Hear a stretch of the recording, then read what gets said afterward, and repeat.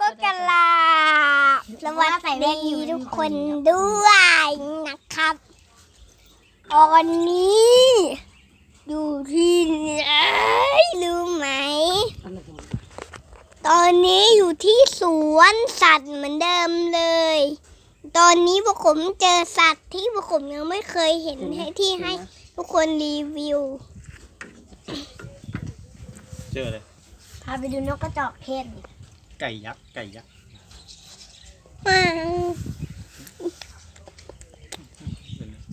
ลิงเนี่ย